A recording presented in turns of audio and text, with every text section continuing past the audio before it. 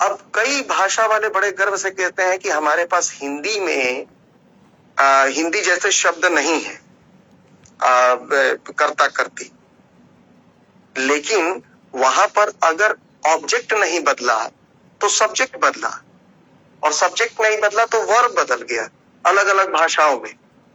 जैसे आप किसी लड़के को ब्यूटीफुल नहीं कह सकते। आपको लड़के को अगर अंग्रेजी की बात करें तो हम किसी लड़के को ब्यूटीफुल नहीं कहते, हम उसको हैंडसम कहते हैं, है ना। ठीक उसी तरह अंग्रेजी में, चूंकि आप लोग अंग्रेजी जानते हो, बाकी भाषाएं नहीं जानते, वहां पर ही और शी का प्रयोग करते हैं। यानी हमने डिकोड कर दिया कि ही और शी से हमारा तात्पर्य क्या है। तो भाषाई रूप से लैंगिकता का क्या प्रचार प्रसार होता है? हाँ, भाषाई रूप से भी लैंगिकता का प्रचार प्रसार होता है। अब इसमें कौन कौन से आयाम जुड़ते हैं? इसमें आयाम कई तरह के जुड़ते हैं। जैसे सौंदर्य परक आयाम इसका एक होगा, जैसे भ्रामक प्रतिनिधित्व की समस्या का सवाल होगा, उसके बाद से छद्म व्यक्तिकता का सवाल होगा, भाषाई परिकल्पना का सवाल होगा, भाषाई मौन का सवाल होगा। ये सभी प्रश्न हमारे साथ जुड़ जाते हैं जेंडर और भाषा के क्षेत्र में। चलिए एक बात, जो दो उदाहरण जो आपकी पाठ्य पुस्तक में दिए गए हैं, उन्हीं दो उदाहरणों को मैं पढ़ने की कोशिश करता हूं, ठीक है। तो ये क्या है कि एक उदाहरण मैं आप लोगों को ले देता हूं। हाँ, इसमें लिखा है कि माँ कहती है धूप में मत जाओ, तुम बहुत सांवली हो जाओगी, ठीक है। तो सारू नाम की उसकी बेटी है, वो कहती है मुझे परवाह नहीं। फिर माँ कहती है तुमको नहीं, हमें तो चिंता है, हमें तो तुम्हारी शादी करवानी है। सारू कहती है मुझे शादी नहीं करनी। माँ कहती है तुम हमेशा हमारे साथ नहीं रह सकती। सारू कहती है क्यों नहीं? माँ कहती है तुम नहीं रह सकती। सारू कहती है और ध्रुव? ध्रुव उसका भाई है। माँ कहती है उसकी बात अलग है, वह तो लड़का है। अब आप ध्यान दीजिए कि ये जो एक छोटा सा एग्जाम्पल या भाषा की जो छोटी सी कटिंग दी गई है यहाँ पर, इसमें हमें कौन कौन से चिन्ह मिलते हैं भाषाई रूप से? क्या ये सांस्कृतिक रूढ़िवाद को दर्शाता है? हाँ, बिल्कुल दर्शाता है। क्या ये किसी समाज की सभी मान्यताओं को दर्शाता है? हाँ, समाज की सभी मान्यताओं को दर्शाता है। क्या ये लैंगिक विभेद को और उससे जुड़े नियमों को सामने प्रस्तुत करता है? हाँ, उससे जुड़े नियमों को सामने प्रस्तुत करता है। अभी जो मैंने आपको बात बताई या ये जो वाक्यांश सुनाया आपको लग रहा होगा कि हाँ, इसमें ये है कि लड़के और लड़की में भेद है, आप यही कहेंगे। लेकिन जब इस पूरे वाक्य को आप पढ़ेंगे तो आप पाएंगे कि हर प्रश्न उत्तर में समाज की एक जड़ता, समाज की एक रूढ़िवादिता या समाज की एक मान्यता के विषय में बातें कही गई हैं और हम उसको डिकोड कर सकते हैं। आइए जरा इसको देखते हैं। धूप में मत जाओ, तुम बहुत सांवली हो जाओगी। अब यह जो वाक्य है, कोई बता सकता है कि इससे क्या डिकोड होता है?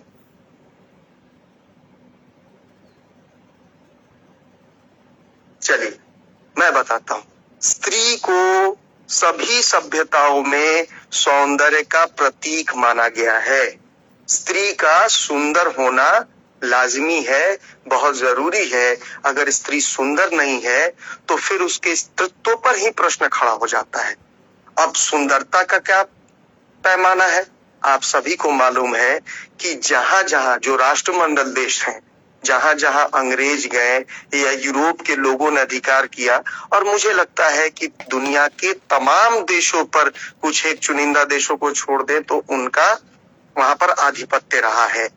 और उनके होने से संस्कृति में, सभी संस्कृतियों में जहां भूरे लोग रहते हैं, भूरे लोग कहते हैं एशिया मूल के लोग, जैसे हमारे जैसे लोग, जहां काले लोग होते हैं, काले जो नीग्रोज होते हैं, जो south African continent and West Indies आदि जगहों पर पाए जाते हैं, इन जगहों पर जो लोग पाए जाते हैं, इनके वर्ण को, वर्ण मतलब ये गौर वर्ण, श्याम वर्ण है ना, इसको वर्ण कहते हैं, गोरे को और काले को। यहाँ ये तय कर दिया गया कि सुंदरता का पैमाना क्या होता है, वो गोरा होना होता है ना। जो गोरा होगा वो सुंदर होगा। और आप देख लीजिए कि भारत के किसी भी इलाके में, किसी भी परिवार में आप चले जाइए, तो अगर किसी की बेटी या बेटा सांवला है तो उसके भीतर एक हीनता की भावना तो जरूर होती है। या अगर कोई किसी गोरे को देखता है तो उसके मुख से एक प्रशंसा का भाव जरूर उठ पड़ता है। 90 नहीं 2000 के दशक तक भारतीय फिल्मों में शायद ही कोई सांवली नायिका थी, नहीं थी। अब सांवली नायिकाएं देखी जा रही हैं, और वो भी किन जगहों पर देखी जा रही हैं, वो भी जो एक्सपेरिमेंटल सिनेमा है, जो प्रयोगधर्मी सिनेमा है ना, जिसको हम कहते हैं कि आर्ट फिल्म, उन आर्ट फिल्मों में ही आपको सांवली नायिकाएं दिखाई जाती हैं। नायिका मतलब हीरोइंस, नहीं तो हमारे देश में कोई भी हीरोइन सांवली नहीं होती थी, उसका गोरा होना बहुत जरूरी होता था। अब इसको फैशन से जोड़िए तो अगर चीन में आप जाइएगा और खासकर ब्रिटेन में आप चले जाइएगा, तो पुराने जमाने में स्त्रियों को एक खास तरीके का कमरबंद पहनाया जाता था।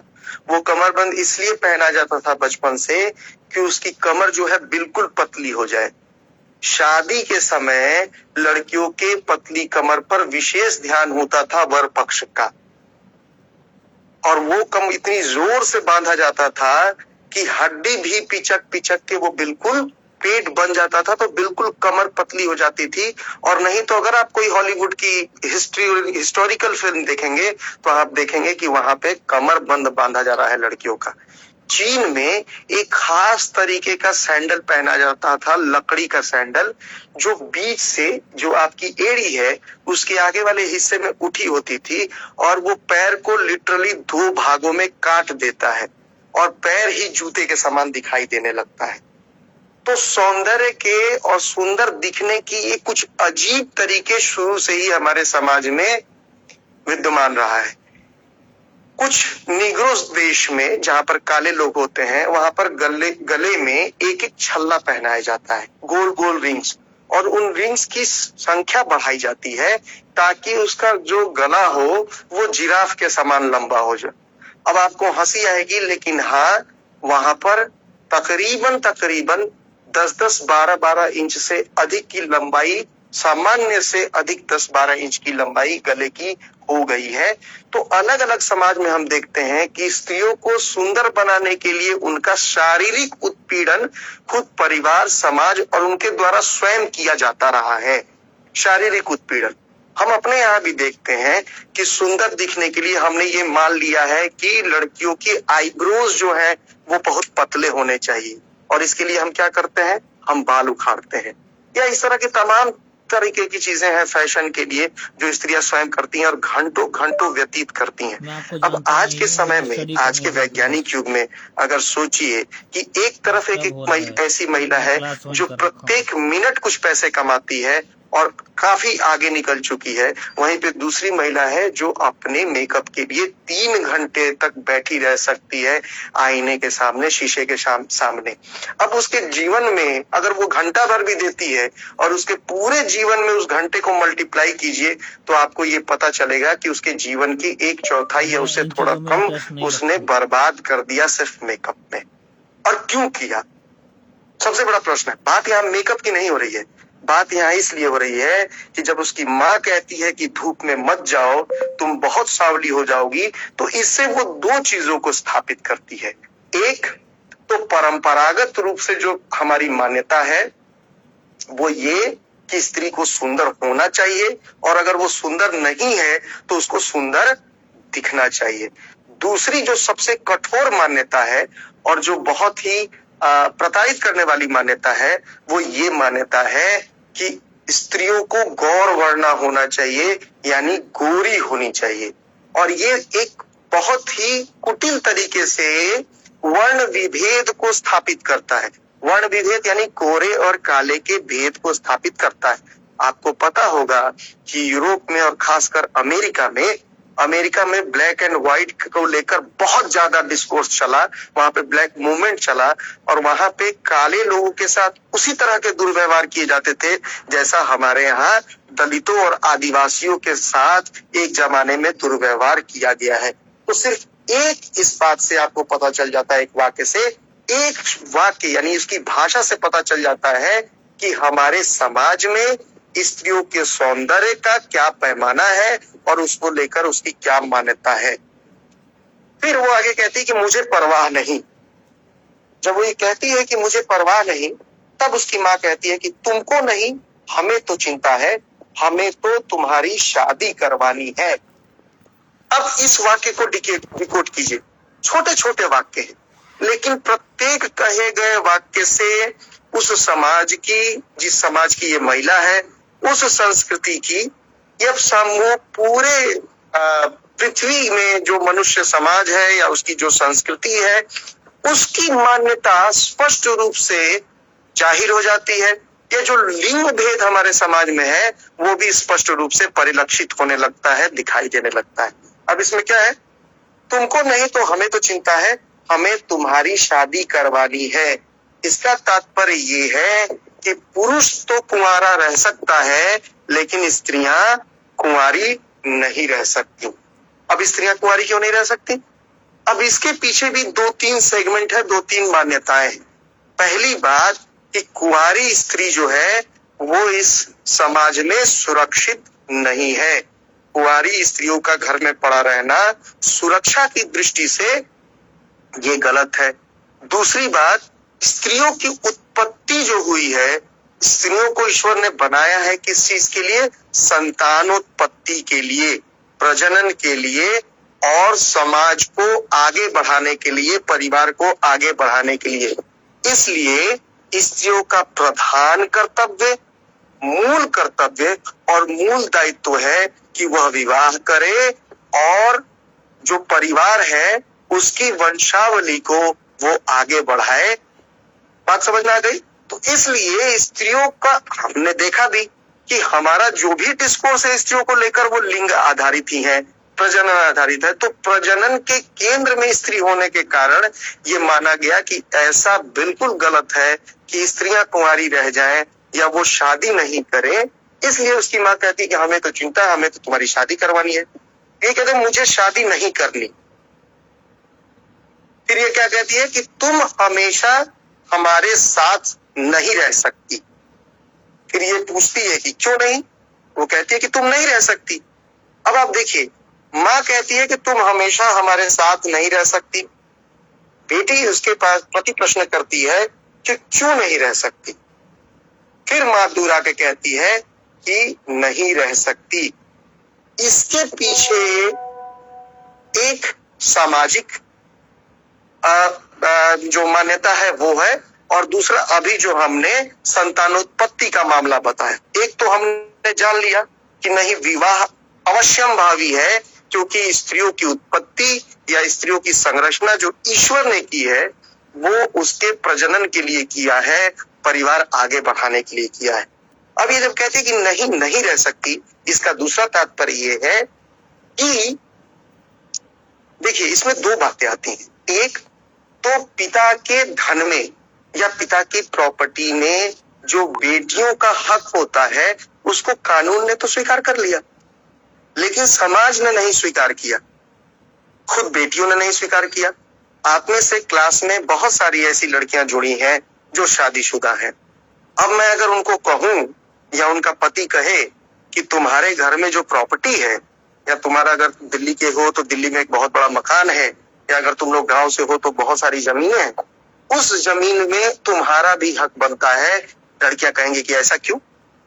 मेरे पिता ने दहेज नहीं दिया क्या? या मेरे पिता ने कुछ पैसे नहीं दिए क्या? इस दहेज प्रथा पर भी हम आगे बात करेंगे कि कितना सही है, कितना गलत है, देना चाहिए या नहीं देना चाहिए।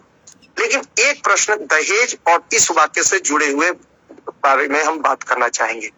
आपने ये देखा होगा भाषाई रूप से, भाषा पर ही हम रहते हैं कि जब बच्चियां पैदा होती हैं तो एक चेहरे पर निराशा, और अगर निराशा नहीं भी है, कोई परिवार बहुत खुशी बना रहा है, तो एक चिंता उसके पैदा होने से नहीं बल्कि उसकी परवरिश से जुड़ी चिंताएं सामने आ जाती हैं। अब जो जवान बुआ होती है जिसकी अभी शादी नहीं हुई होती, या जो बड़ी बहन होती है, वो स्पष्ट रूप से अपने भाई के या अपने पिता और माता के आंखों में या उनकी बातों में देखने लगती है। क्या? तो उसकी पढ़ाई लिखाई और उसके दहेज की व्यवस्था। हमने देखा कि दहेज को लेकर समाज में बहुत तरीके के उत्पीड़न हुए और दहेज प्रथा हमारे समाज के लिए एक कोड़ है, बिल्कुल कोड़ है। लेकिन दूसरा पहलू क्या है? दूसरा पहलू ये है कि हर वो पिता जो सक्षम है या जिसने दहेज दिए और दहेज देते समय उसने जिन तरह के शब्दावलियों का प्रयोग घर में किया जब पिता दहेज दे रहे होते हैं, आप लोगों में से जिनकी शादी हो गई होगी वो महसूस कर सकते हैं, और जिनकी शादी होगी उनको मेरी बात याद आएगी। तो उस तरह से घर में कई तरह के कन्वर्सेशन हो रहे होते हैं, कई तरह की बातचीत हो रही होती है और बहुत चिंतातुर होते हैं। अगर किसी के पास 10 बीघे 10 किल्ले जमीन है, जमीन वाले लोग इससे समझे, और किसी के पास करोड़ों की प्रॉपर्टी है, आप देखिए कि वो कितना दहेज दे रहा है। और अगर उस दहेज के परसेंटेज को आप निकालेंगे तो पता करेंगे कि जो पूरी चल अचल संपत्ति है उस पिता की, उसका 2% या 3% या 5% या 10% से अधिक वो दहेज नहीं देता। इसके बावजूद घर का माहौल इस तरह से बनता है कि जिससे जो वो लड़की है वो घुट रही होती है, वो प्रताड़ित हो रही होती है, वो अपने माता पिता को तो कुछ नहीं कहती, लेकिन एक क्षोभ जो है उसके भीतर वर पक्ष के लिए घर कर जाता है। लेकिन दूसरा प्रश्न ये है कि क्या कोई वर दहेज न ले और ये कहे कि भाई तुम्हारे पिता जितने भी गरीब हो या अमीर हो, एक हक बनता है, जैसे 2 भाइयों में एक प्रॉपर्टी को आधी आधी बांट दी जाती है। अगर तुम बहन हो तो तुम्हारी प्रॉपर्टी 3 हिस्से में बटेगी। क्या वो लड़कियां तैयार होंगी? वो लड़की तैयार नहीं होगी। अब इसके पीछे बात आ जाती है मानसिकता, क्योंकि लड़कियों के दिमाग में ये बात घर कर दी जाती है जो उस माँ ने कहा कि तुम हमेशा नहीं रह सकती। हमेशा क्यों नहीं रह सकती? क्योंकि एक तो उसका शादी का पक्ष है और दूसरा पक्ष है कि अगर तुम अकेली रहोगी तो भाई और भाभी वाला जो प्रश्न, ये भाई और भाभी वाला प्रश्न कहां से आता है? क्योंकि न सिर्फ लड़की बल्कि उसके भाई के दिमाग में भी ये डाला गया रहता है कि ये जो प्रॉपर्टी है इसमें उसका कोई हक नहीं है। अब आप सबको मालूम है कि अगर आपको अपनी प्रॉपर्टी में आज भी हिस्सा चाहिए और कोई लड़की तैयार भी हो जाती है तो उसको कानून का सहारा लेना पड़ेगा, उसको केस करना पड़ेगा, उसका भाई नहीं देने जा रहा उसको। ये जो भाई सहर्ष रूप से नहीं देता प्रॉपर्टी, जो अपने दूसरे भाई को दे देता है लेकिन बहन को नहीं देना चाहता, इसके पीछे ये हमारा सोशल स्ट्रक्चर है, हमारी सामाजिक मान्यता है, हमारी सामाजिक बाध्यताएं हैं। स्त्रियों को इस रूप में बचपन से तैयार कर दिया जाता है कि यह धन तुम्हारा नहीं है और इसके ऊपर आप सपने में भी मत सोचना। जबकि सच्चाई यही है कि अगर तुम्हारा जन्म स्त्री के रूप में ना होकर पुरुष के रूप में हुआ रहता तो उस प्रॉपर्टी में तुम्हारा भी हिस्सा होता। अब ये स्त्री विमर्श के विरोध में है। अगर एक पिता की 2 या 3 संतानें हैं, इससे फर्क नहीं पड़ता कि वो स्त्री है या पुरुष है, पिता की संपत्ति में सबका बराबर बराबर अधिकार होना चाहिए। लेकिन ये जो पूरी संरचना दिमाग की बनी हुई है या जो सामाजिक डिस्कोर्स बना हुआ है कि नहीं हम कैसे ले लेंगे, हम तो बेटियां हैं, नहीं हम नहीं रह सकते, जो उसकी माँ कह रही है, नहीं मैं तुम अपने पति से लड़ो कि नहीं मैं अपने भाई की प्रॉपर्टी क्यों लूं, आदि आदि, ये सब उसी लैंगिक विभेदीकरण के कारण उत्पन्न हुआ है। आप 10 लाख रुपए भी अगर किसी को दहेज देते हैं तो आप उसकी करोड़ों के संपत्ति के अधिकारी हो जाते हैं कानूनी रूप से, क्योंकि कानून ने कहा है। आप उसके ऊपर तमाम तरह के केस लादते हो। लेकिन जहां पैदा हुए, जहां स्वतः जिस संपत्ति में आपका अधिकार है वो लेने के लिए तैयार नहीं है। ये जो मान्यता है, ये जो सोच है, वो इसी तरह के वाक्यों से बचपन से ही लोगों के दिमाग में आना शुरू होता है। आप जब कहती है कि क्यों नहीं, उसने कहा तुम नहीं रह सकती, तो वो कहता है और ध्रुव, वो कहती है कि मेरा भाई, वो कहती है उसकी बात अलग है, वह तो लड़का है। ये जो वाक्य अभी देखिए, conversation between mother and her daughter, माँ और बेटी के बीच की बात से हम डिकोड कर पा रहे हैं कि समाज में और सामाजिक मानसिकता में लैंगिक विभेद किस तरह से घर कर जाता है, और इस तरह से रोज बरोज दैनिक दिनचर्या में जिस भाषा का हम प्रयोग करते हैं और जिस तरह के वाक्य हम बोलते हैं, वो चाहे स्त्री हो या पुरुष हो या जो बच्चे हो, ये सभी उस लैंगिक विभेद को दर्शाते हैं या दर्शाने का काम करते हैं। भैया जरा एक फ्रॉक दिखाना 3 साल की बच्ची के लिए। हाँ, ये फ्रॉक दिखाया। भैया पिंक कलर में है क्या? भैया रेड है क्या? जब आप ये बोल रहे होते हो तो वो जो नन्ही सी बच्ची जो 2 साल की या 3 साल की या 5 साल की बच्ची है, उसके अंतःमन में आप इस बात को स्टोर कर रहे होते हो कि कुछ खास रंग है जो स्त्रियों के लिए बने हैं, कुछ खास रंग है जो स्त्रियों के लिए बने। अब देखिए, आपके ड्रेसिंग टेबल पे कुछ प्रोडक्ट्स पड़े हुए हैं खूबसूरती के, जो श्रृंगार के। अब आपके घर में एक बेटा है और एक बेटी है, तो वो स्वाभाविक आकर्षण की चीज है दोनों बच्चों के लिए, लड़के के लिए भी और लड़की के लिए भी। अब लड़का आकर्षित होकर जाता है, और अगर उसने आपकी लिपस्टिक उठा ली या कुछ इस तरह की हरकत कर ली या क्रीम लगा दिया, तो हो सकता है कि रात को माँ बाप भी बात करने लगे कि नहीं, इसका ख्याल रखना पड़ेगा, गलत जगह इसका ध्यान जा रहा है। अरे भाई, वो क्यूरियोसिटी थी, वो क्यूरियस है कि ये क्या चीज है, और इसलिए वो लड़का भी गया।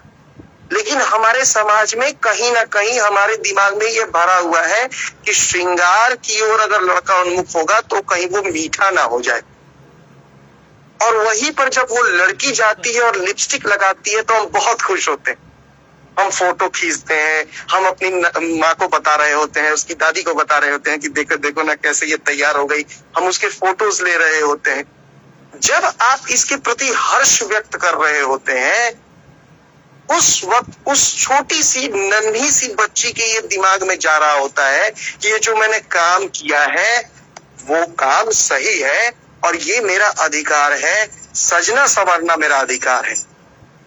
और फिर हमने ये कहना शुरू कर दिया कि तुमको पता है, बच्चे जब पैदा होते हैं, पैदा होने के साथ ही उनके भीतर स्त्री और पुरुष के गुण स्वतः आ जाते हैं। ध्यान दीजिएगा, स्त्री और पुरुष के गुण स्वतः नहीं आते। जब वो बच्चा गर्भ से होता है, तभी से हमारी भाषा, हमारी सोच, हमारा व्यवहार, जो सदियों से स्त्री पुरुष के भेद को मानता आया है, वो हमारी भाषा और वो हमारा व्यवहार गर्भ से ही उस बच्चे के भीतर स्त्री और पुरुष का संस्कार डालता चला जाता है। अब दूसरे मुद्दे पर आते हैं। आपने देखा होगा कि जो हरियाणा के लोग हैं, उत्तर प्रदेश के लोग हैं, बंगाल के लोग हैं, बिहार के लोग हैं, झारखंड के लोग हैं, ये जाके कमाने के लिए दिल्ली में बस गए। आज अच्छी स्थिति में है, उनके बच्चे वहां पे पल बढ़ रहे हैं। अब एक नया फैशन आया है, मम्मा मैं खाऊंगा, मम्मा मैं खाऊंगा। अब आपकी 2 बेटियां हैं और मैं खाऊंगा खाऊंगा कर रही है, और आप खुश हो रहे हो। बेटी को कह रहे अरे बेटा आओ, बेटा ऐसे आ जाओ बेटा। ये जो आप इसको सामान्य मानते हैं, दरअसल ये आपकी सोच को ही परिलक्षित कर रही होती है। जब आप बेटी को बेटा कह रहे होते हो या उसको बेटा कहने में गर्व महसूस कर रहे होते हो, तब आप समाज की उसी धारणा को स्थापित कर रहे होते हो जिसमें बेटा को बड़ा माना गया है। इसी को कहते हैं पुरुष सत्ता या पुरुषवादी सोच। बेटी बेटी है और बेटा बेटा है और दोनों में कोई भेद नहीं है। फिर बेटी को बेटा कहे जाने के पीछे कारण क्या है? ये जो भाषा है या जो ये शब्द चयन है वो किसी स्त्री के या उस परिवार के उस फ्रस्ट्रेशन को, उस अवसाद को या उस मान्यता को सामने लाता है जहां पे वो परिवार, वो व्यक्ति या वो स्त्री ये मान रही होती है कि बेटे जो हैं वो बड़े होते हैं। सामाजिक रूप से बड़े होने का मतलब कि उनका पक्ष सबल होता है, इसलिए वो अपनी बेटियों को बेटा कह रहे होते हैं। जब उनकी छोटी नन्ही बच्चियां कह रही थी कि मैं खाऊंगा, मैं खाऊंगी नहीं कह के मैं खाऊंगा कह रहे हो, तो आप उसको और प्रेस करते हो कि नहीं भाषाई रूप से जो है आप मैं खाऊंगा बोलो। जब आप ये करते हो और ये सोचते हो कि हाँ आपकी बच्ची बेटे जैसा अपने आप को रिप्रेजेंट कर रही है, उस समय भी आपके इनर कॉन्शियसनेस में, आपके अंतःकरण में जो बेटे को सर्वोपरि समाज मानता आया है उसी को पुष्ट कर रहे होते। नहीं तो उसको खाऊंगा कहने की आवश्यकता नहीं है। वो स्त्री है और स्त्री के रूप में सशक्त है। तो आप समझिए कि ये भाषाई रूप से मैं खाऊंगा को प्रमोट करना है ना, या इस तरह की हरकतों को प्रमोट करना या अभी फैशन वाली हरकत को प्रमोट करना जो मैंने आपको बताया, इससे आपकी या समाज की उसी मान्यता को बल मिलता है जो ये मानता रहा है कि स्त्री और पुरुष अलग अलग हैं और उनमें पुरुष जो है वो बेहतर है। इस तरह से और भी बातें की जा सकती हैं, जैसे भाषाई आधार पर जेंडर का वर्गीकरण जिसके ऊपर हमने बात कर ली। जेंडर का सामान्य बोध हमने देखा कि किस तरह सारू जो अपने माता पिता के साथ नहीं रह सकती है लेकिन ध्रुव रह सकता है, ये जेंडर का सामान्य बोध है हमारे ये में। और दूसरी बात है कि जेंडर की भूमिका जिसमें हमने इस एग्जाम्पल में बात की कि स्त्रियों पर विवाह करना आवश्यक है। इसमें कुछ और बातें जो पढ़नी थी, जैसे मीडिया में स्त्री वो हम पढ़ चुके हैं, सिनेमा में स्त्री कि किस तरह से सिनेमा में स्त्रियों को लेकर आया गया है वो उस पर हम बात कर चुके हैं। फिर हमने देखा था कि किस तरह से न्यूज एंकर्स क्या होते हैं नहीं होते हैं। आज हम सिर्फ भाषा पर बात करेंगे, ठीक है? एक मिनट। तो हम ये देखते हैं कि भाषा के माध्यम से पहले जो हमने जाना कि समाज की मान्यताओं, समाज के विश्वास, समाज के आडंबर, समाज की रूढ़िवादिताएं भाषा के माध्यम से प्रस्तुत होती हैं। इसलिए भी प्राथमिक स्तर पर, और हमने ये भी पहले सुना है, पिछली क्लास में सीखा कि संस्कार पिरोने के, किसी भी तरह के संस्कार पिरोने के या सामाजिक व्यवहार की पहली सीढ़ी, पहली कक्षा, पहली पाठशाला क्या है? परिवार। इसलिए पारिवारिक स्तर पर अगर आपको लैंगिक विभेद मिटाना है तो सबसे पहले आपको अपनी भाषा पर ध्यान देना होगा, क्योंकि भाषा जो कुछ नहीं कर सकते, जो आपके हाव भाव या आपका क्रोध नहीं कर सकता, वो भाषा कर जाती है। इसलिए जो मैंने शुरुआत कहाँ से की थी वो कबीर के माध्यम से की थी कि पहले मन के भीतर उस बात को तौल लो और फिर बोलो, क्योंकि भाषा बहुत गहरे तक अपना कार्य करती है। और एक बार जो भाषा का निर्माण हमने कर लिया या जो भाषा का व्यवहार हमने कर लिया उसको हम वापस नहीं ला सकते। तो सबसे पहले हमारे समाज में जेंडर को लेकर भाषाई स्तर पर काम करना जरूरी है। मुझे लगता है कि लगभग विषय पर हम बात कर चुके हैं। अब कुछ हमें प्रश्न देख लेना चाहिए, जो प्रश्न मैंने आप लोगों के लिए इकट्ठा किया है। किसी को कुछ पूछना है तो पूछ लो, नहीं तो अब हम शॉर्ट क्वेश्चंस देखेंगे। किसी का कोई प्रश्न है? No sir. ठीक है सर, लैंगिक भेदभाव के कारणों को बता दीजिए सर। क्या बेटा? लैंगिक विभेदीकरण के कारणों को बता दीजिए सर। लैंगिक विभेदीकरण के कौन कौन से कारण हैं? देखो, लैंगिक विभेदीकरण के कारण नहीं होते, लैंगिक विभेदीकरण के तत्व होते हैं। लेकिन अगर मान लो किसी ने पूछ भी दिया तो लैंगिक विभेद, आप सबसे पहले समझिए कि लैंगिकता है क्या या लिंग क्या है ना? तो सबसे पहली क्लास में मैंने ये बोला था कि जो लिंग है या जो लैंगिकता है वो एक जैविक अवधारणा है। जैविक अवधारणा का मतलब जीव के जन्म से ही या जन्मजात।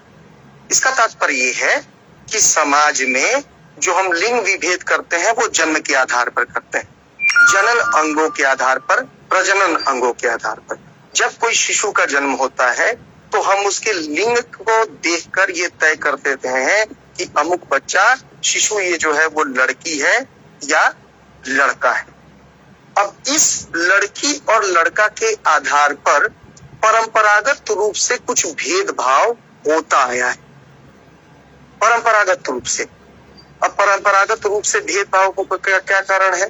परंपरागत रूप से भेदभाव का कारण ये है कि उसके पहले जो सबसे पहली मान्यता हमने ये बताई थी वो ये बताई थी कि स्त्री और पुरुष, सांस्कृतिक रूप से मैं बता रहा हूं, जो हर संस्कृति में, हर समाज में पहले से विद्यमान है, जब उसकी समाज सांगठनिक रूप से रहना शुरू हुआ और वो विकसित हुआ। दो मान्यता है।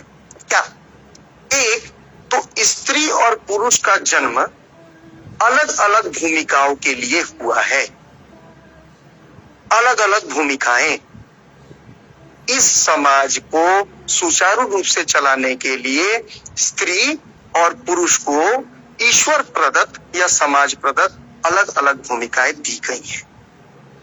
वो कौन कौन सी भूमिकाएं हैं?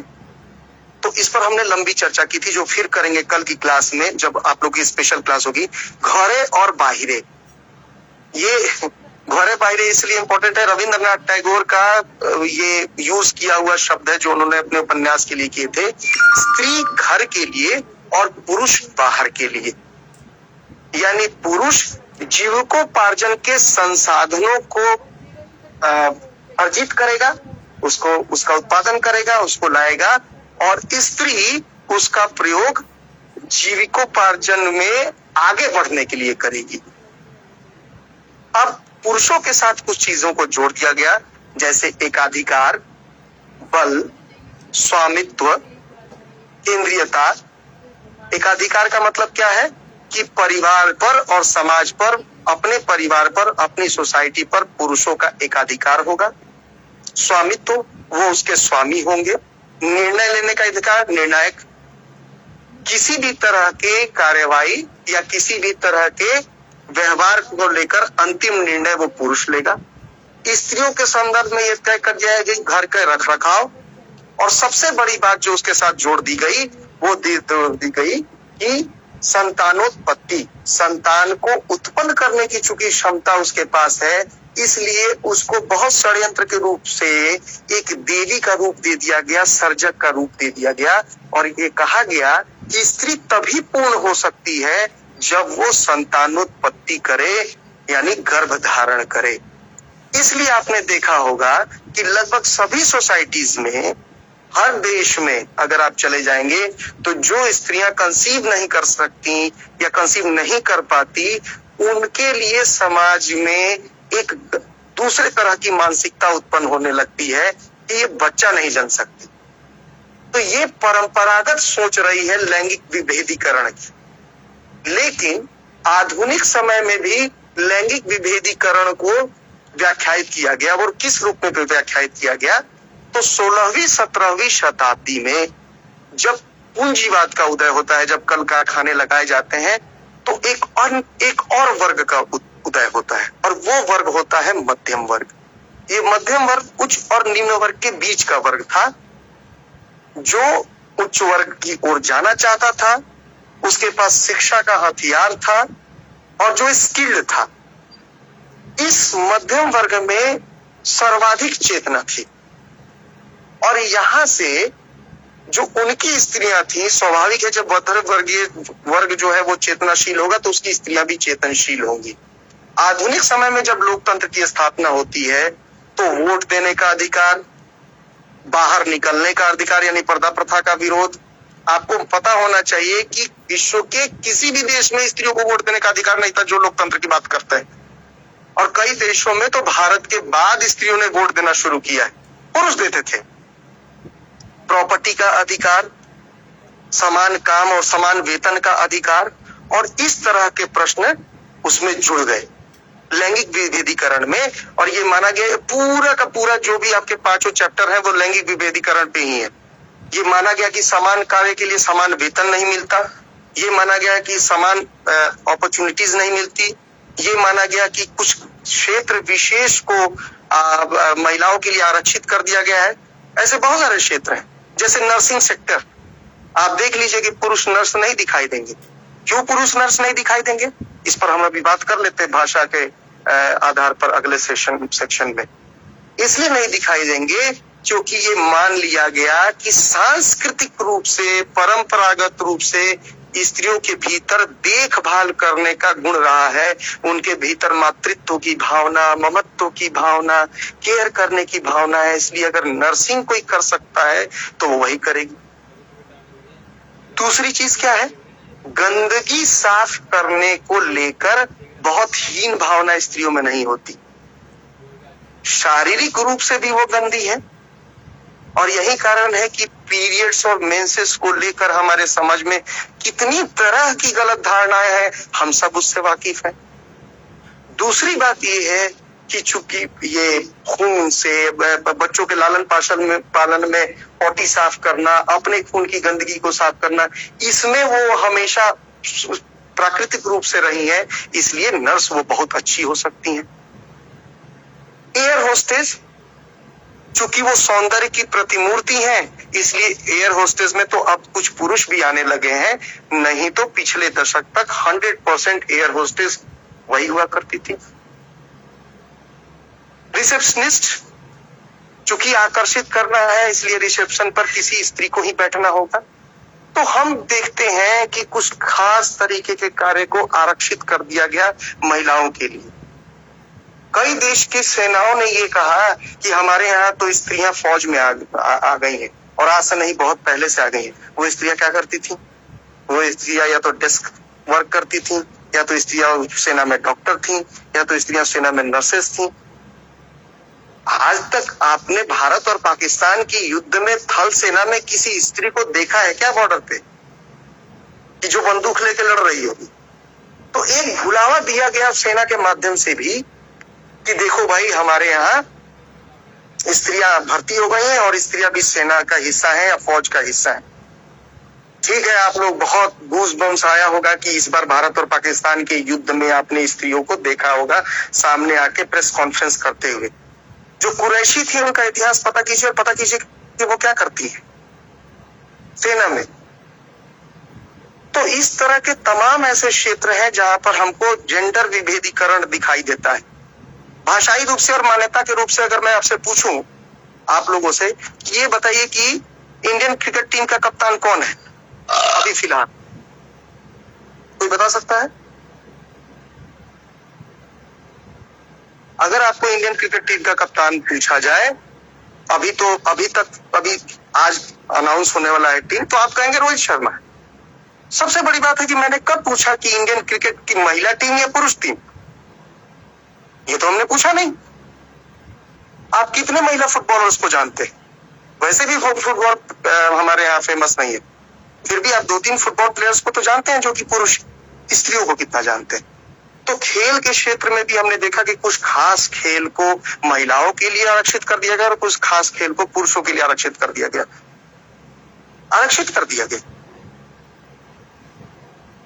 तो इस तरह से हमने देखा कि अगर कोई बच्चा सॉफ्ट बोलता है, मीठा बोलता है, जोर से नहीं बोलता, या वो बॉडी उसकी नहीं है बहुत मजबूत, तो हमने उसको मीठा कहना शुरू कर दिया। जरूरी नहीं है कि वो गे हो, लेकिन हमने उसको मीठा कहा। तो हम ये देखते हैं कि आधुनिक समय में और पुराने समय में भी एक तो पुरानी मान्यता के अनुसार लैंगिक विभेद की स्थिति रही है, और आधुनिक समय में भी हम उसी परंपरागत मानसिकता को आधुनिक संदर्भों में देखते हैं। चाहे वो मीडिया है, बहुत लंबी लंबी बातें क्लासेस में हुई है पिछली क्लासेस में, कि कोई भी एंकर बूढ़ी क्यों नहीं दिखाई देती हमें, कोई भी एंकर काली क्यों नहीं है, कोई भी एंकर बदसूरत क्यों नहीं है किसी भी, क्यों?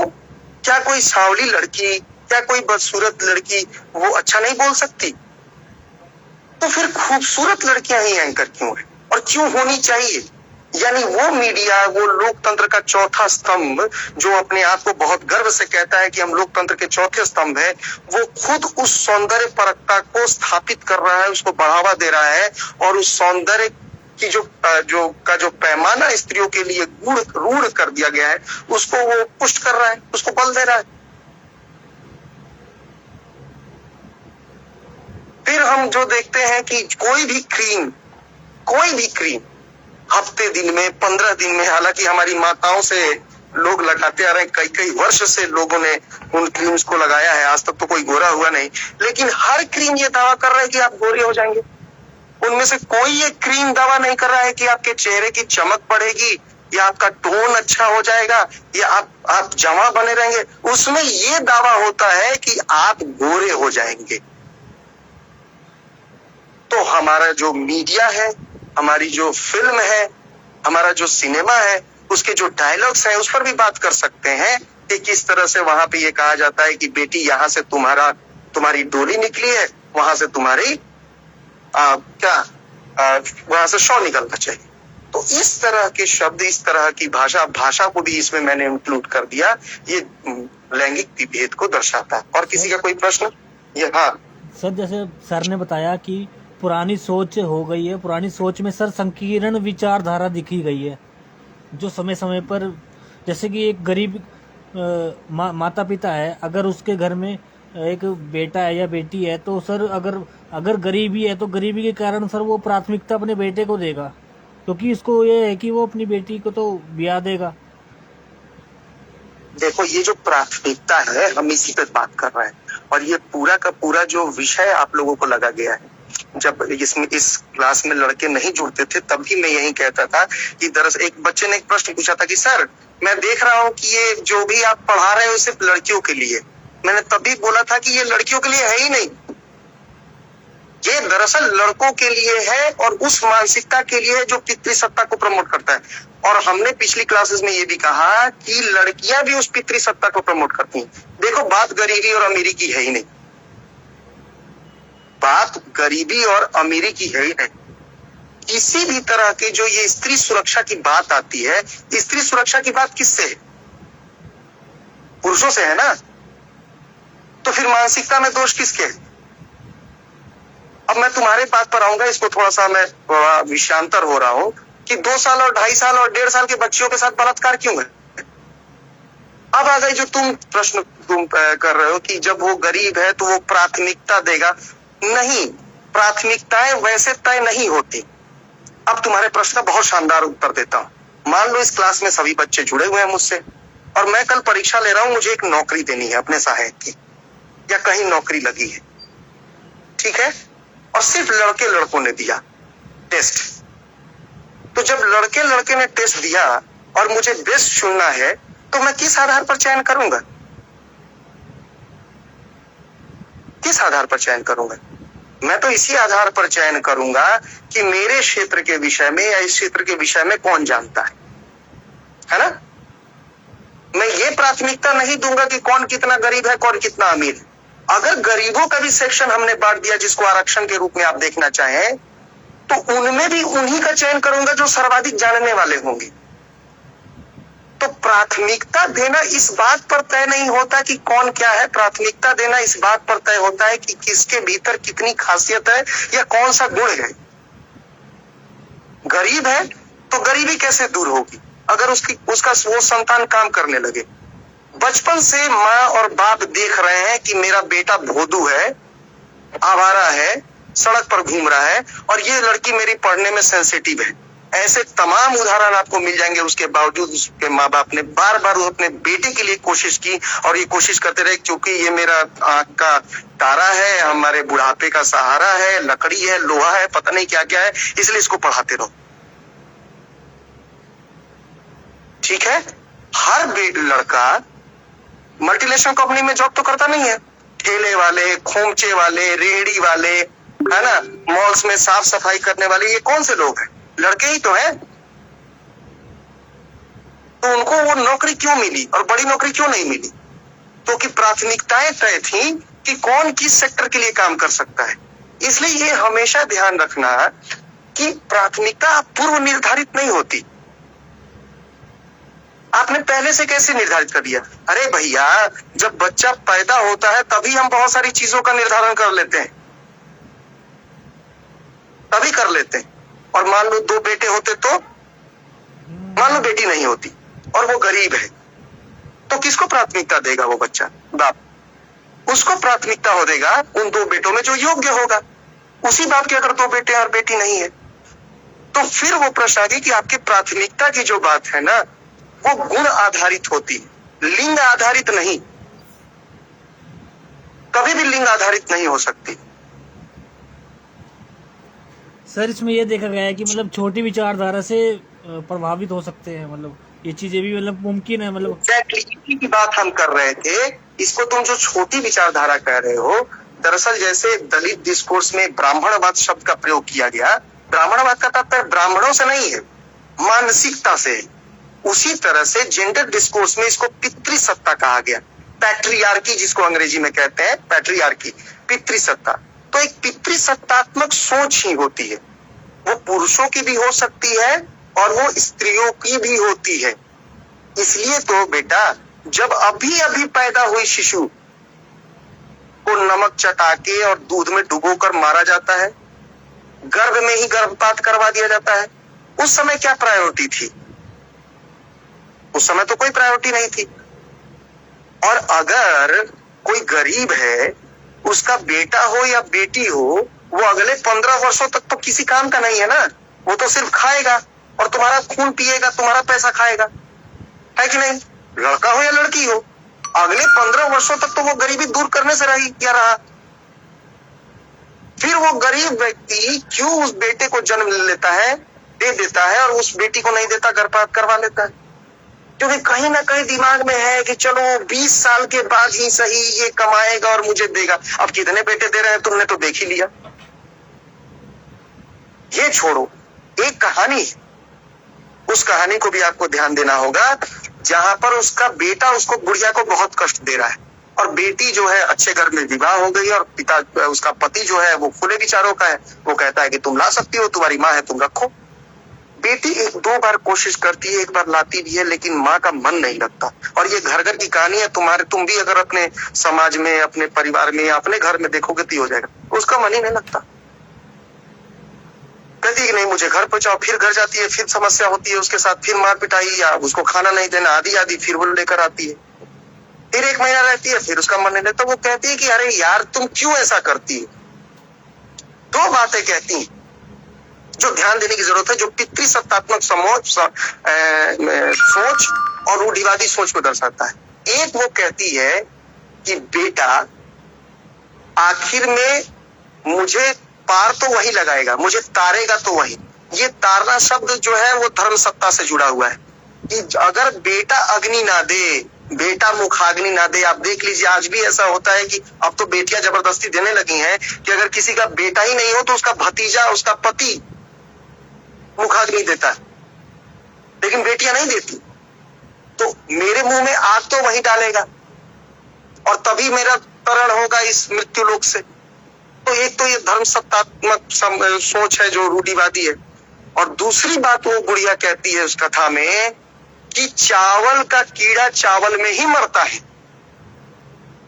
ये ध्यान देना। अर्थात ये है कि माता और पिता चाहे जैसी भी स्थिति में हो, उन रहना उनको अपने पुत्र के साथ ही है। अब एक तरफ वास्तविकता है और एक तरफ रूढ़िवादी सोच है। इस रूढ़िवादी सोच का हम कुछ नहीं कर सकते। और किसी का कोई प्रश्न है क्या? सर मेरे को बताओ सर, जैसे ये चल रहा है, मैं बीच में थोड़ा रोक रहा हूँ, एक मिनट। शालिनी, जितने लोग जो अभी यहाँ जुड़े हैं ग्रुप में, और वो लोग हमारे व्हाट्सएप ग्रुप में नहीं है, वो अपना नंबर मैसेज कर दें, क्योंकि आज से ऑफिशियल क्लास समाप्त हो रही है। अब मैं जो क्लास लूंगा वो उसका वो नोटिफिकेशन नहीं जाएगा ग्रुप में, क्योंकि ऑफिशियली आज से क्लास समाप्त। तो आप लोगों को आगे भी जो प्रश्न उत्तर के लिए समस्या होगी, जो आप लोग को मटेरियल चाहिए होगा, या किसी क्वेश्चन को समझना होगा, या अभी 1-2 क्लास लेके मैं आपको समझाना चाहूंगा, तो अब उसकी सूचना आप जहाँ पे हैं वहां नहीं मिलेगी।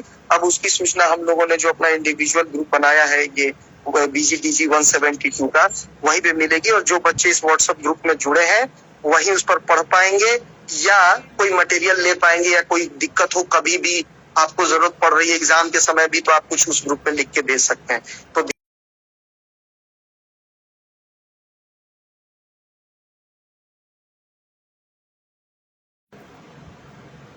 सर जैसे आपने बताया कि जो भाषा संबंधी भेद है वो शिक्षा के क्षेत्र में जो भेद है उनको हम कैसे दूर कर सकते हैं, जो भाषा संबंधी भेद है उनको? किस क्षेत्र में बेटा?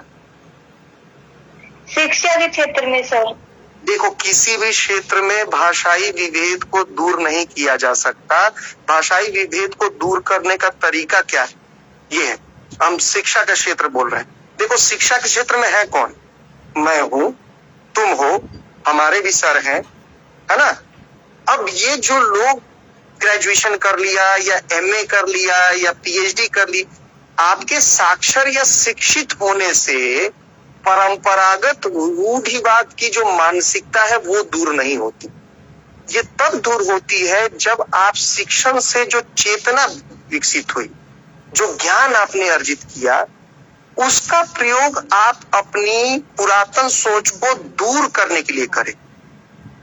या अगर जरूर नहीं कि हर पुरातन सोच बुरा है, लेकिन आप अपनी सोच को वैज्ञानिक सोच से, साइंटिफिक थॉट से दूर कर सकते हैं या रिप्लेस कर सकते हैं।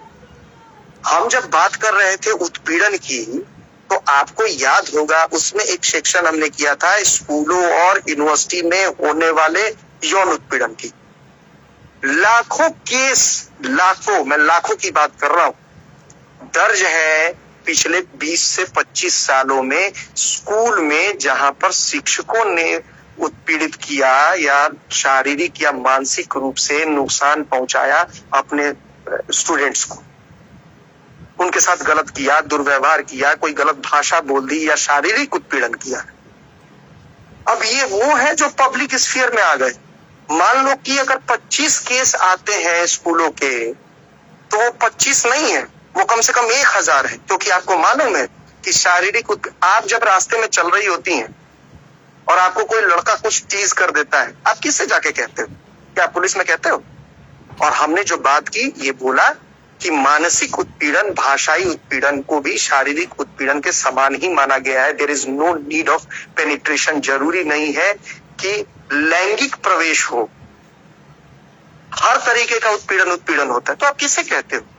बस में जो वो बूढ़ा हरकत करता है, गलत तरीके से छूने की कोशिश करता है बस में, आप किससे कहते हो? कई बार तो लोग अपने पति से भी नहीं कहते कि वो भी परेशान हो जाएगा, ये तो रोज की बात है। तो हम ये देखते हैं कि ये जो उत्पीड़न है, ये हमारे जीवन का एक तरीके से हिस्सा हो गया और हमने लगभग इसको मान लिया है जब तक कि कोई बड़ी घटना ना हो जाए। ठीक है। और चूंकि हम जन्म से एक संस्कार विकसित कर चुके होते हैं, आपने देखा है कि पढ़े लिखे लोगों में क्या जातिवाद दूर हुआ है? क्या पढ़े लिखे लोगों में आपको क्षेत्रवाद दूर हुआ है? अभी एक खबर कल आई है कि SBI के मैनेजर को ट्रांसफर कर दिया गया कर्नाटक से, ये हिंदी और इसके विवाद में। अब बताओ, भाषाई विवाद। महाराष्ट्र में पढ़े लिखे लोग पीट रहे हैं ये उत्तर भारत के लोगों को, तो पढ़े लिखे होने के बावजूद। तो शिक्षा तब तक कारगर नहीं होती है जब तक उसका प्रयोग हम वैज्ञानिक रूप से अपनी मान्यताओं को ठीक करने के लिए न करें। अगर हम, जो हमें सिखाया जाता है, जैसे हम इतनी बात करते हैं, इतनी बात करने के बाद भी अगर तुम में से कोई माँ है और अपनी बेटी को फिर कल बोलेगी ठीक से पैर मत फैला, भाषा जिसकी ये उदाहरण भी हम ले चुके हैं कि बेटा पैर फैला के सोफे पर ऐसे ऐसे बैठ सकता है, लेकिन बेटी नहीं बैठ सकती। जब आप इस बात को कह रहे होते हैं तो आपके ऊपर वो संस्कार का प्रभाव है जो सदियों और पीढ़ियों से चला आ रहा है। तो सदियों से, पीढ़ियों से संस्कार के रूप में चली आ रही मान्यताओं को कागज की शिक्षा से दूर नहीं किया जा सकता, बल्कि चेतना के रूप में दूर किया जा सकता है। इसलिए चेतना, जो आपकी शिक्षा है जब तक हम उसका प्रयोग वैज्ञानिक रूप से अपनी नव्य चेतना के निर्माण में नहीं करेंगे, तब तक न शिक्षा के क्षेत्र में उत्पीड़न दूर होगा, न शिक्षा से कुछ परिवर्तन होने वाला है। हमें अपनी शिक्षा को व्यवहार में ढालना होगा।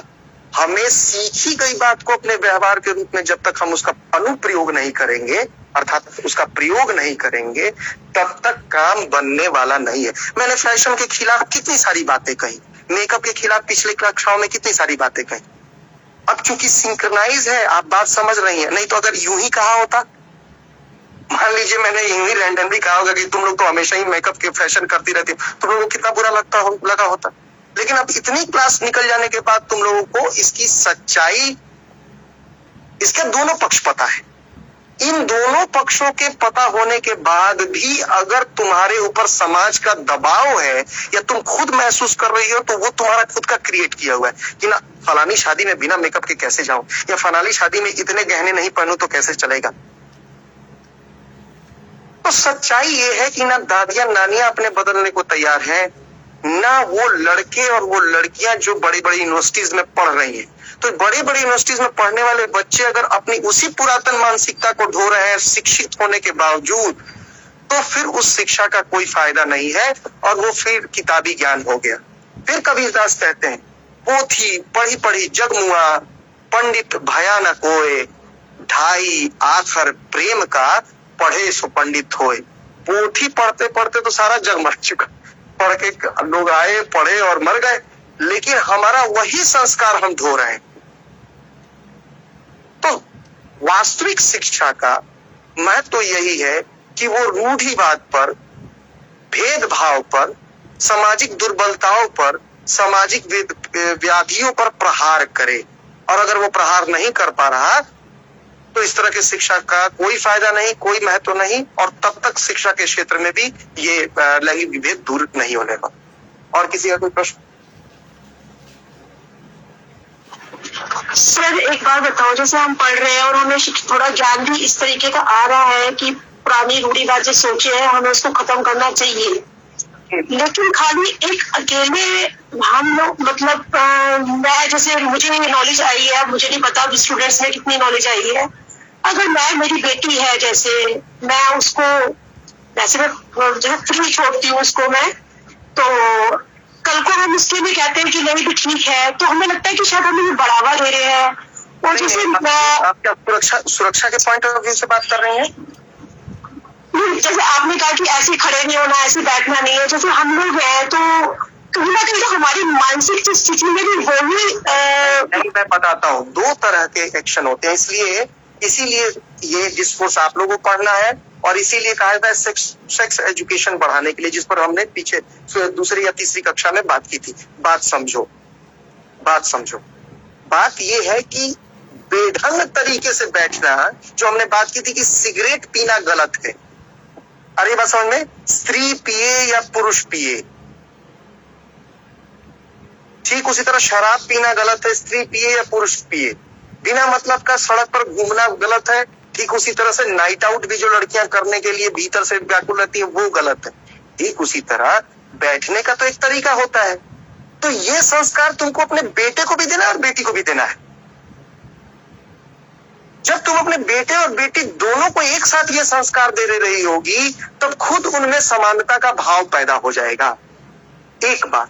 दूसरी बात, कभी भी हमें समाज के लिए या समाज का इंतजार नहीं करना, या समाज के लिए नहीं बदलना, या खुद के लिए, वो बात ही नहीं हो रही है कि हमें जबरन बदलना है, हमें तो दिखना है। देखो कितनी माइन्यूट चीजें इसमें हैं कि जब मैंने ये भी बात की कि जब तुम अपनी बेटी को बेटा कहती हो, या जब उसको कपड़े पहनाती हो लड़कों के, जब उसके बाल काटती हो छोटे, तो भी तुम गलत कर रही होती हो। तो भी तुम उसके दिमाग में डाल रही होती हो कि हे अगर तुम इस तरह का काम करोगी हो, मोटी आवाज में बोलोगी, तो तुम ज्यादा पावरफुल होगी।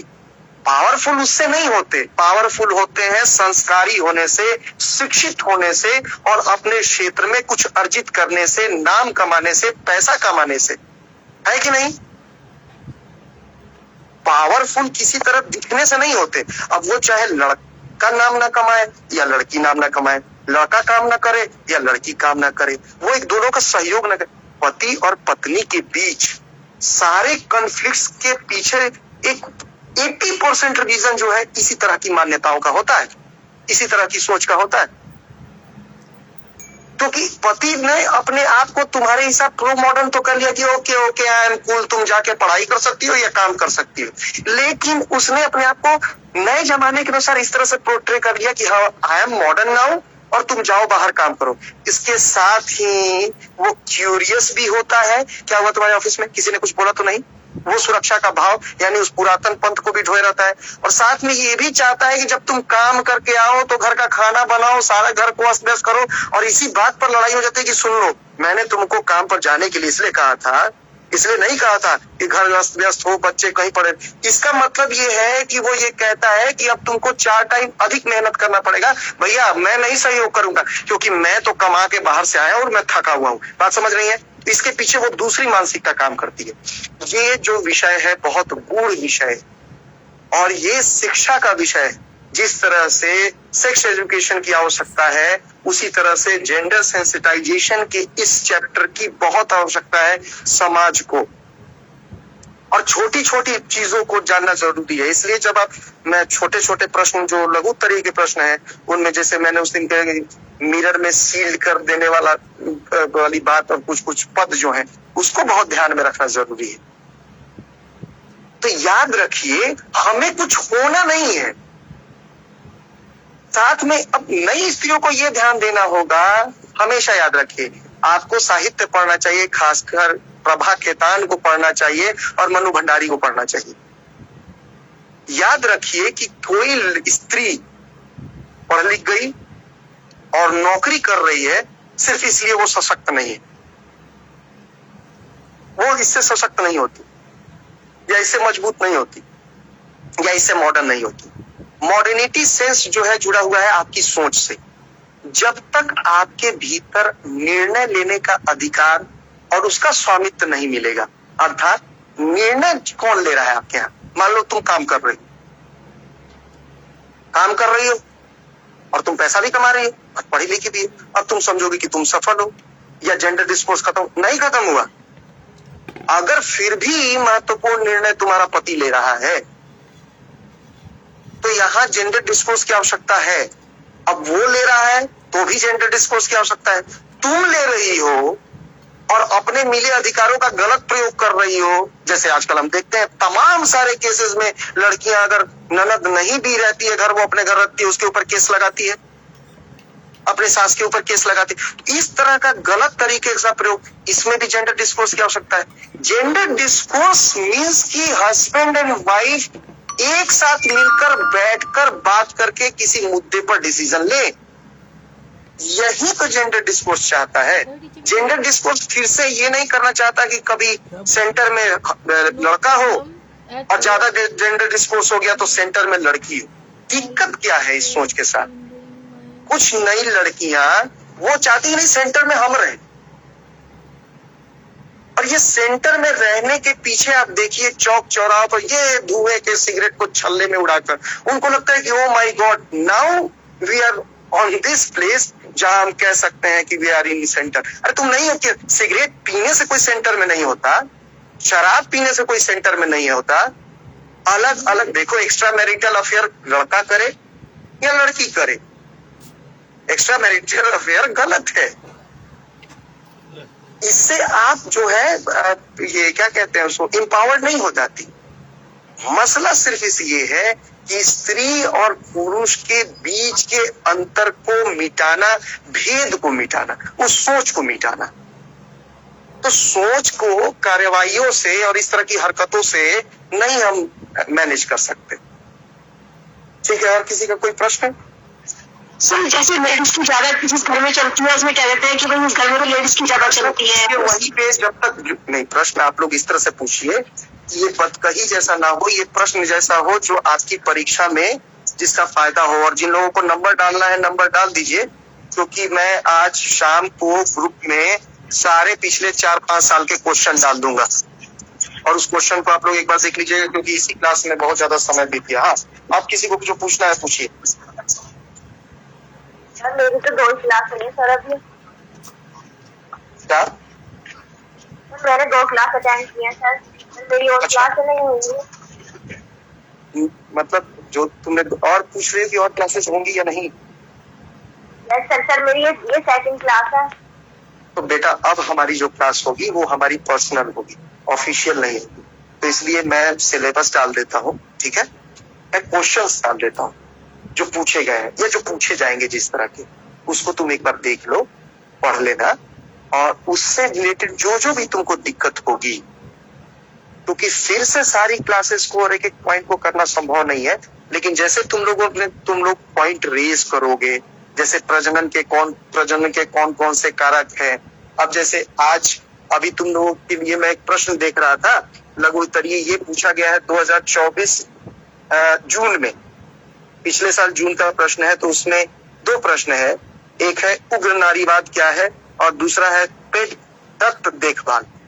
तो दत्त देखभाल को हम कहते हैं पेट केयर।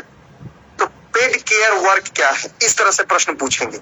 इस तरह का तुम लोग प्रश्न पूछोगे तो एक एक टॉपिक भी हल होता चला जाएगा और हम लोग और भी चीज जान पाएंगे वीमेन डिस्कोर्स के बारे में। ये अपना सुख दुख तो हम लोग खैर कभी भी बात कर लेंगे। तो पेड वर्क क्या है, पेड केयर वर्क। अब ये पेड केयर वर्क एक पद है जो मैंने कहा था कि तुम लोग को ध्यान देना चाहिए परीक्षा की दृष्टि से। पेड केयर वर्क ये होता है देखभाल, हिंदी बता दत्त दो, देखभाल। हिंदी में बता दो सर, क्या बोलते इसको? हाँ, हिंदी और इंग्लिश की समस्या पर भी हमने बात की थी कि कई सारे वर्ड जो है उसका हमने जबरन हिंदी अनुवाद किया है। ये एक शब्द है जो यूरोप से आया था। पेड का मतलब होता है भुगतान किया हुआ, यानी जिसको पैसा दिया जाता है ना, या दत्त उसके लिए शब्द योग्य। इसके लिए किया गया दत्त देखभाल कार्य। ये बहुत अच्छा अनुवाद नहीं है। जो आप लोगों को हिंदी में प्रश्न पूछा जाएगा उसमें लिखा रहेगा दत्त देखभाल कार्य, है ना, या भुगतान देखभाल कार्य। तो कई बार जब इस तरह के शब्द आएंगे ना, तो हिंदी और अंग्रेजी दोनों में आपके प्रश्न होते हैं, तो आप देख लीजिएगा। फिर भी मैं बता देता हूं। तो ये एक शब्द है। अब ये क्या है, तो ये 2 शब्द तो हमको समझ में आ रहा है, कार्य तो समझ में आ रहा है और देखभाल कार्य भी समझ में आ रहा है, लेकिन दत्त नहीं समझ में आ रहा है। तो दत्त का मतलब होता है भुगतान किया, जिसके लिए पैसे दिए जाते हैं। अब देखो कि कार्य हम अपने जीविकोपार्जन के लिए, अपना जीवन चलाने के लिए कार्य करते हैं, और समाज में कार्य की कई श्रेणियां हैं।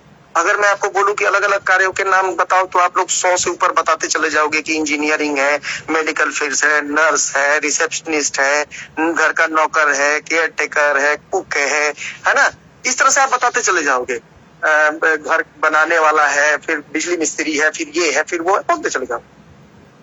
एक सेक्टर है जिसको महिलाओं के लिए आरक्षित कर दिया गया। अभी हम बात कर रहे थे ना वो सेक्टर में कि खासकर महिलाएं दिखाई जाती हैं। ये 2 सेक्टर आप सुनेंगे तो आप कहेंगे कि अरे हाँ सर आप सही कह रहे हैं। एक नर्सिंग, दूसरा टीचिंग। आप देखिए कि प्राइमरी स्कूल्स में 5वीं से नीचे आपको पुरुष टीचर कम मिलेंगे, आपको स्त्रियां टीचर अधिक मिलेंगे। खासकर वो जो प्ले स्कूल होता है, इसको हम कहते हैं केयर वर्क। और केयर वर्क वैसा केयर वर्क जिसके लिए पेमेंट किया जाता हो, इसलिए इसको अंग्रेजी में कहा गया पेड केयर वर्क। ऐसा मान लिया गया खासकर इन दोनों फील्ड में कि स्पेशल केयर की जरूरत होती है मरीजों की और उन बच्चों की। पैसे ऐसे कर ले, पैसे ले। और ये रूढ़िवादी सोच है जिसकी वजह से इसमें सिर्फ महिलाओं को ही योग्य माना गया। क्यों रूढ़िवादी सोच है? क्योंकि रूढ़िवादी तरीके से हम ये मानते आए हैं कि स्त्रियां सॉफ्ट होती हैं, बहुत दयालु होती हैं। तो क्या पुरुष खूंखार होते हैं? यही चीज मैं जो कह रहा हूं आपको, पुरुष भी दयालु हो सकते हैं, वो भी केयर करने वाले हो सकते हैं। अब देखो समाज में जैसे बनाया गया था कि मर्द को दर्द नहीं होता, इस पर भी हम लोगों ने याद है आप लोगों को एक दिन मिथक और यथार्थ के ऊपर बात की थी, तो कुछ वाक्य मिथक के मैंने बताए थे और यथार्थ के। इस पर भी प्रश्न पूछ सकता है कि मिथकों और यथार्थों की तुलना करें। अभी एक डंडा मारेगा हर मर्द रोएगा, तो मर्द को दर्द कैसे नहीं होता? फिर दूसरा आपने सुना होगा कि मर्द कभी रोते नहीं। अब ये इतना सीरियसली मर्दों ने ले लिया कि अगर उनको किसी बात का दुख लगे भी तो अकेले में एकांत में छिप के तो रो लेंगे, बाथरूम में तो रो ले रहेंगे, लेकिन बड़े होने के बाद किसी के पास नहीं रहेंगे। अभी इस उम्र में तुम जाओ अपनी माँ के सामने रो, तो हो सकता है क्या देखिए क्या लड़कियों के समान रो रहे हैं। तो ये मानसिकता इस केयर वर्क में काम करती है कि भाई जो छोटे बच्चे हैं, चूंकि वो घर में भी अपने बच्चों को पालती है, इसलिए स्कूल में भी वो उसको पाल देगी। अगर बच्चे ने पॉटी कर दिया, उसका नाक गीला है, तो वो उसको पोंछ देगी। पढ़ाने के साथ साथ उसके भीतर उस बच्चे को वहां पर माता का प्यार मिलेगा। अरे भैया, इसका दूसरा पार्ट तो ये भी हो सकता है कि उस बच्चे को तो घर पे माता का प्यार मिल ही रहा है, पिता का नहीं मिल रहा है, तो रखो पुरुषों को, उसके पिता बाहर कमाए, कम से कम उसको ये पता चले कि पुरुष क्या है, पिता क्या है। फिर हमने ये भी मान लिया कि जो बच्चे हैं वो चूंकि पुरुष अपनी लैंगिक उत्तेजना से ग्रसित रोगी है, इसलिए वो सुरक्षित नहीं है बच्चे। कई चीजें काम की इसमें कि छोटे बच्चे पुरुषों से सुरक्षित नहीं है, इसलिए पुरुषों को रखना जो है वो गलत डिसीजन हो सकता है, इसलिए भी स्त्रियों को रखो। तो एक पूरी की पूरी पुरातन सोच काम करती है प्राइमरी स्कूल में लेडी शिक्षकों को रखने के लिए। एक पूरी की पूरी सोच काम करती है नर्सों को हॉस्पिटल्स में रखने के लिए। तो इस तरह के जो कार्य हैं, जिसमें कार्य देखभाल के रूप में हो, यानी वो कहते हैं ना कि भाई नर्स जो है वो बहुत अच्छे से देखभाल करती है, तो वो कार्य तो हो लेकिन वो देखभाल और सेवा के रूप में गिने जाए, इसी को हम क्या कहते हैं, पेड केयर वर्क, दत्त देखभाल कार्य। ठीक है, यह एक प्रश्न पूछा गया था। एक पूछा गया है पिछले साल जून में, एसिड से हमला और घरेलू हिंसा से संबद्ध 2 केस मामलों की चर्चा कीजिए। तो आपको मालूम था कि 2 ये कानून मैंने उस दिन बताए थे, तो 2 केस आपको इस तरह से याद कर लेने, गूगल पर सर्च करोगे कोई भी 2 केस नाम याद करके और वो लिख सकते हो। LGBTQIQ सदस्यों के प्रति हिंसा और भेदभाव की चर्चा कीजिए, इस पर हमने लंबी क्लास ली है, खूब बताया। उग्र नारीवाद भी आपको बताया है। विज्ञापन में जेंडर की भूमिका, आज भी हल्का उसका उदाहरण हमने लिया था। तो ये प्रश्न पूछे गए हैं पिछले साल शॉर्ट क्वेश्चन। अभी देखो लॉन्ग में मीडिया में महिलाओं की भूमिका की चर्चा कीजिए, है ना। उसके बाद से भाषा के इस्तेमाल में, अभी भाषा हम पढ़ रहे थे और पिछले साल पूछा है भाषा के इस्तेमाल में स्त्री एवं पुरुष संबंधी अंतर कैसे झलकता है। हमने पूरा का पूरा उदाहरण लिया था वो माँ और बेटी का। तो इस तरह से कोई उदाहरण लेके आप बता सकते हैं। पुरुषत्व कोष्ठ में मर्दानगी की संकल्पना को परिभाषित कीजिए। मर्दानगी की संकल्पना समाज में कैसे पनपती है, इसकी बात कीजिए। यौन उत्पीड़न क्या है, तो याद है मैंने यौन उत्पीड़न के विषय में भी आपको बताया था कि यौन उत्पीड़न में सिर्फ शारीरिक उत्पीड़न नहीं शामिल होता, मानसिक उत्पीड़न को भी यौन उत्पीड़न में शामिल किया गया है, और उसके अलग अलग प्रकारों के विषय में भी आपको बताया था। मैं अब क्या कर रहा हूं कि आपको सारे क्वेश्चंस डाल देता हूं व्हाट्सएप ग्रुप में। आपको बोला था कि नंबर आप लोग डाल दीजिए, ना डाल दिया नंबर जिनको व्हाट्सएप ग्रुप से जुड़ना है। अरे बहुत सारे मैसेज है, एक मिनट मैं खींच लेता हूं।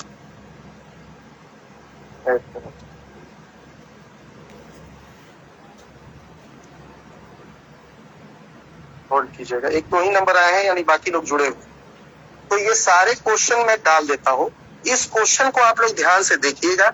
जो क्वेश्चन नहीं समझ में आएगा या जिसकी सामग्री आपके पास मटेरियल नहीं होगा, मैं मटेरियल तो भेज ही दूंगा, और उस क्वेश्चन के पूछने के हिसाब से हम उस सवाल को समझ भी लेंगे। तो इस तरह से क्लास भी हो जाएगी, क्वेश्चन सेंट्रिक क्लास हो जाएगी, क्वेश्चन बेस्ड क्लास हो जाएगी, जिससे आपकी परीक्षा की भी तैयारी हो जाएगी और आगे क्लास भी कंटिन्यू रहेगी। और किसी को कुछ पूछना है?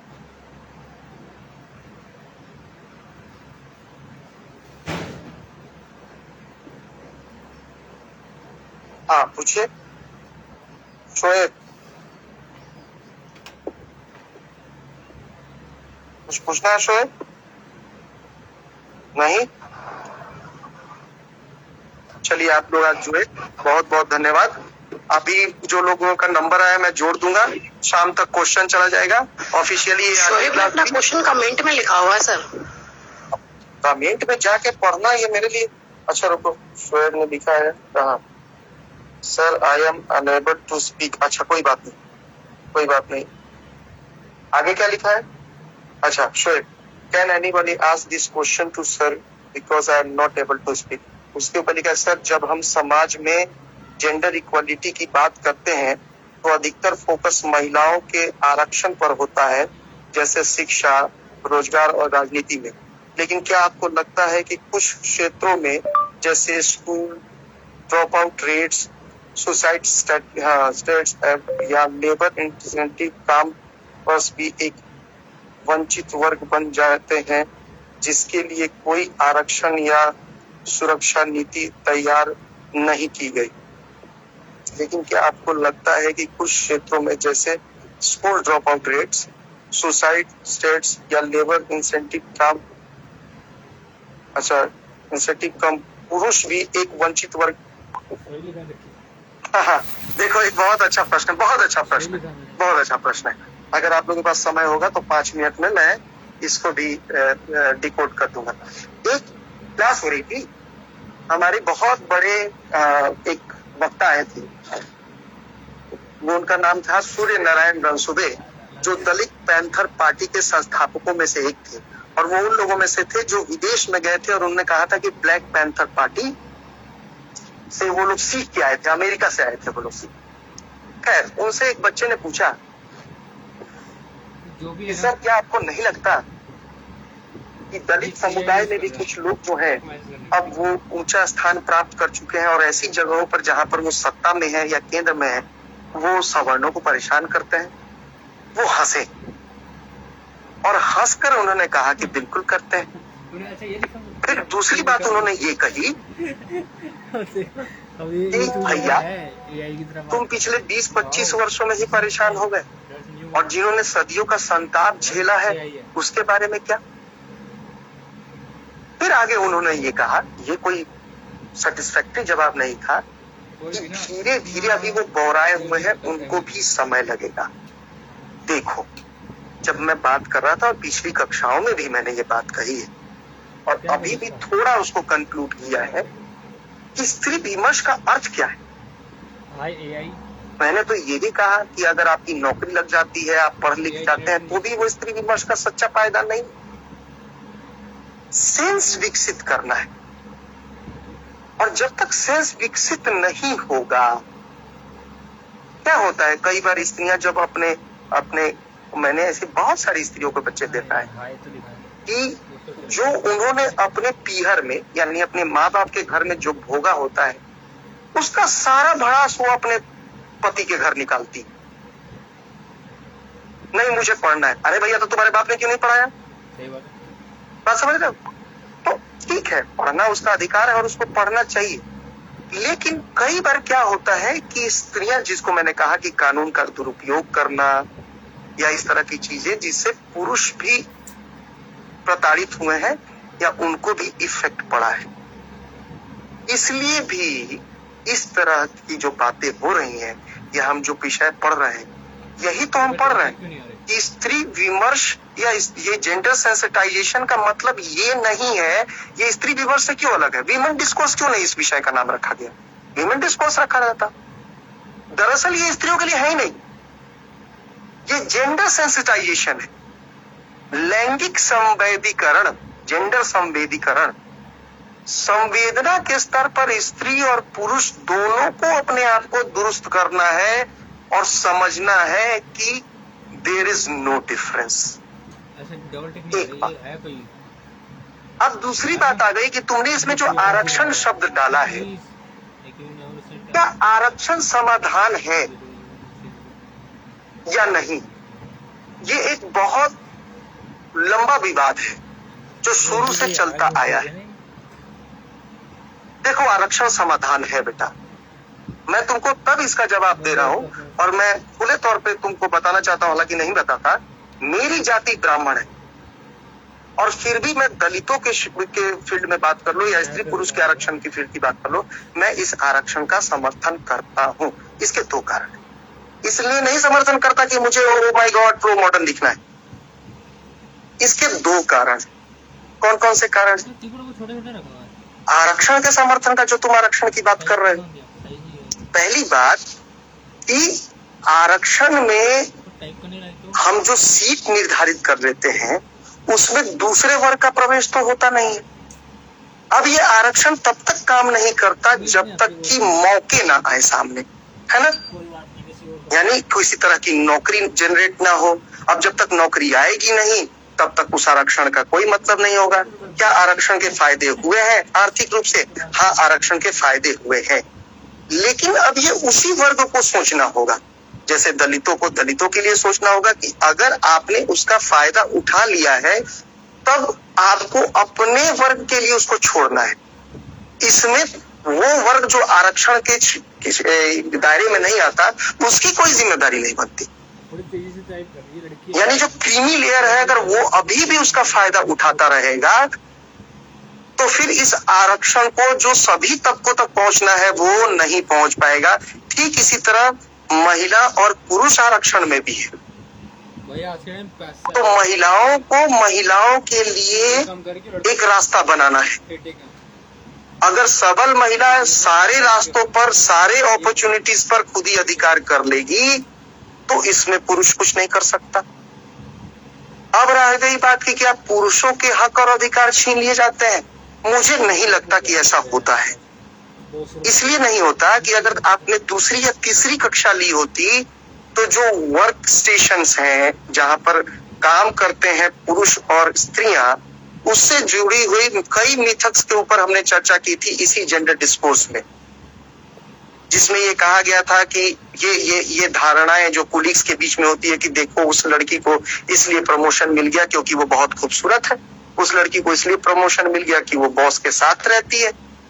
देखो इस तरह की धारणाएं उसी लैंगिक मानसिकता को सामने लाती हैं, उसको बल दे रही होती हैं जो संस्कार से हमारे बीच विद्यमान है, हमारे समाज में विद्यमान है या हमारे परिवार में विद्यमान है। तो आप ये देख सकते हैं कि अब तो इस तरह से बात की जाए जैसे कई क्षेत्रों में जो हमने अभी पीछे पूरी क्लास में बात की, कई क्षेत्रों में स्त्रियां क्यों नहीं है, फिर हम देख रहे हैं कि कई क्षेत्रों में पुरुष क्यों नहीं है। मैंने तो कहा ही कि वहां पे पुरुष होने चाहिए, लेकिन क्या कोई किसी का हक छीन रहा है? नहीं, हक स्त्री पुरुष का नहीं और पुरुष स्त्री का नहीं छीन रही, हक सवर्ण दलित का नहीं और दलित सवर्ण का नहीं छीन रहा। हक अगर कोई छीन रहा है तो वो दलित ही दलित का छीन रहा है। मान लो आरक्षण बढ़ा के 70% तुम कर दो, लेकिन जितने डीएमएसपी कलेक्टर जो दलित है वो अपने बच्चे को भी उसी कास्ट से भरवाए जो अभी पकड़ी गई है ओबीसी की लड़की, उसके पिता खुद आईपीएस ऑफिसर है और उसने फिर से ओबीसी में डाला क्रीमी लेयर पे होते हुए भी। तो ये उस वर्ग तक नहीं पहुंच पाने का दोषी कौन है? मुझे नहीं लग रहा कि मैं हो सकता है कि तुम्हारे सवाल से थोड़ा सा विषयांतर हो गया क्योंकि फैजान जी भी जुड़ गए थे, मेरा ध्यान थोड़ा उधर चला गया। लेकिन अगर नहीं जुड़ पाया तो तुम अपना प्रश्न फिर से पूछ सकते हो या कल की क्लास में हम बात कर सकते हैं। सर, आरक्षण असली समस्या का स्थायी समाधान नहीं है, समस्या जाति जेंडर और एग्जैक्टली देखो देखो देखो देखो देखो देखो असली समाधान तो तब तक नहीं होगा जब तक मेरी और तुम्हारी सोच नहीं बदलेगी। लेकिन कई बार ये आरक्षण बहुत काम कर रहा है बेटा, मैंने अपने समाज में देखा है, कई बार बहुत काम कर रहा है, कई बार इसका मिसयूज होता है। अब मिसयूज ना हो इसके लिए सांस्थानिक रूप से हमको काम करना है। अगर ये आरक्षण एक एक वर्ग तक बहुत लंबा वक्त गुजर चुका आरक्षण का, अगर सही तरीके से सही लोगों तक ये आरक्षण पहुंच गया होता तो संभवतः आज आरक्षण की आवश्यकता नहीं होती। लेकिन क्या आरक्षण वाकई काम नहीं करता है? नहीं करता। आरक्षण ने अपना काम किया है, वो चाहे दिव्यांग लोगों का आरक्षण हो और नारी, चाहे दलितों का आरक्षण हो, चाहे आदिवासियों का आरक्षण हो, चाहे स्त्रियों का आरक्षण हो, एक बहुत बड़े तबके को उसने ऊपर उठाया है। साथ ही ऐसे तबके जो ऊपर उठ गए हैं उनको ये सोचना चाहिए कि जिस आरक्षण से वो ऊपर आए हैं उसी आरक्षण से उनके अन्य साथियों को भी आना है, एक बात। और दूसरी बात कि जो विभेदकारी नीति, जो एक दूसरे से नफरत की नीति लोग सबके दिमाग में है, वो उनके दिमाग में उसी तरह से ना रहे। आज के लिए इतना रहने दें। वर्षा को कुछ पूछना है?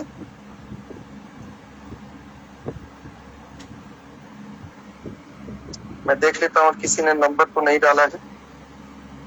नहीं सर, नंबर नहीं डाला, क्वेश्चन करा है खाली बस।